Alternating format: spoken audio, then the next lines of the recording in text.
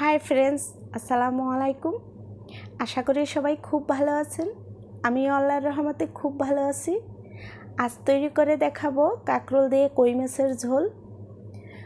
তো ভিডিওটি দেখার আগে ছোট্ট একটি অনুরোধ রইল, যারা আমার চ্যানেলটা সাবস্ক্রাইব করেন নাই তারা আমার চ্যানেলটা সাবস্ক্রাইব করবেন, আর যারা অলরেডি সাবস্ক্রাইব করেছেন তাদেরকে অনেক ধন্যবাদ।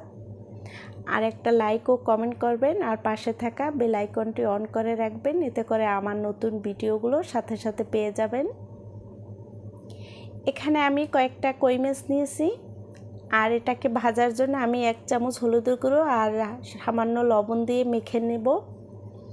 আর এখানেই তো কয়েকটা কাঁকরোল কেটে ধুয়ে নিয়েছি, এগুলো লবণ আর হলুদ দিয়ে মেখে নেব ভাজার জন্য। তো ফ্রাই প্যানে আমি সয়াবিন তেল দিয়ে দিলাম। তেলটা যখন ভালো করে গরম হবে তখন মাছগুলো দিয়ে ভেজে নিতে হবে। একটা একটা করে সব মাছ দিয়ে দিলাম।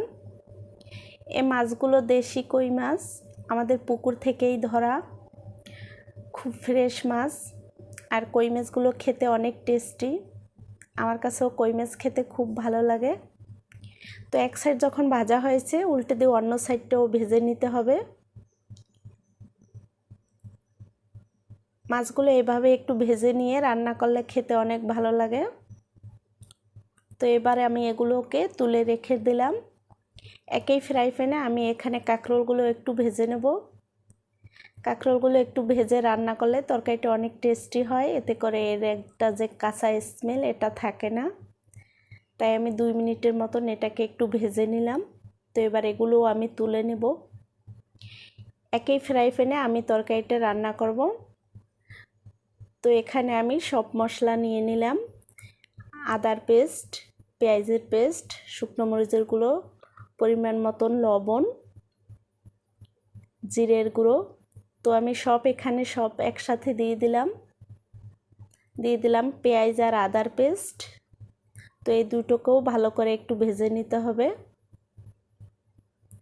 এবার আমি হলুদ মরিচের গুঁড়ো, লবণ, জিরের গুঁড়ো সব একসাথে দিয়ে ভালো করে একটু মশলাটা কষিয়ে নেব।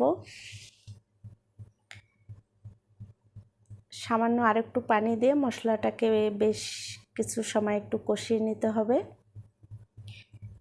তো মশলাটা কষানো হয়ে গেলে এবার এর মধ্যে কাঁকরোলগুলো দিয়ে একটু ভালো করে কষিয়ে নেব। তো 4-5 মিনিটের মতন একটু কষিয়ে নিলাম। এবার ঝোলের জন্য পানি দিয়ে দিলাম, আর এটাকে এবার ঢেকে 8 থেকে 10 মিনিটের মতন রেখে দেব। এ পর্যায়ে মাছগুলো দিয়ে দিতে হবে।